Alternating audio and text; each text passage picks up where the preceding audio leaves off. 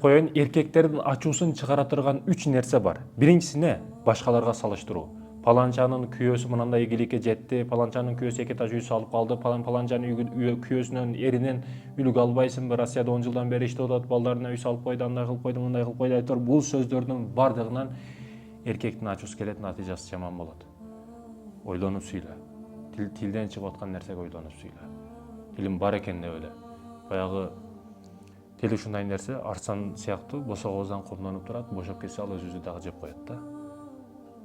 Ошондой экен, ойлонуп сүйлөшүбүз керек. Башкаларга салыштырбашыбыз керек. Ал өзүңдүкү, өзүңдүн күйөөң, өзүң тандаган, өзүң самаган, өзүң акырын Кудайдан дуа кылып тилеп жеткен күйөөң, эми аны башкаларга салыштырба. Салыштыруу жакпайт. Тескерисинче эркелеп, анын кийген кийимдерин кийип, аны дурамыш болуп, ага бийлеп берип, аны көңүлүн көтөрүү, бул өтө жакшы нерселер. Ага башкаларга салыштырганын кажети жок. Алар башкалар. Башка деген түшүнүк бул жакпайт күйөөңө, эркекке жакпайт. Андан кийинкиси төшөксүз калдырып аны тарбиялаймын дебе. Эркек киши бул нерседен өтө катуу ачууланат. Эркектин сүйүүсүн алуу үчүн курсак тарабынан кел дейт го. Курсак аркылуу жол табасың сүйүүсүнө дейт.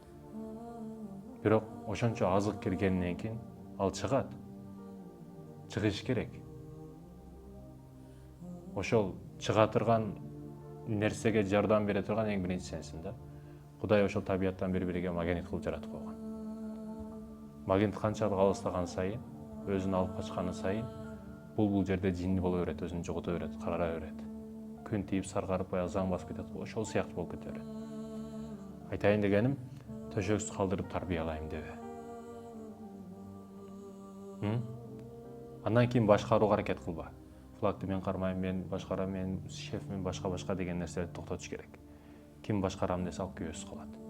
Ал итиң эмес. Елизавета же бир өзүңдү принцесса сезбе.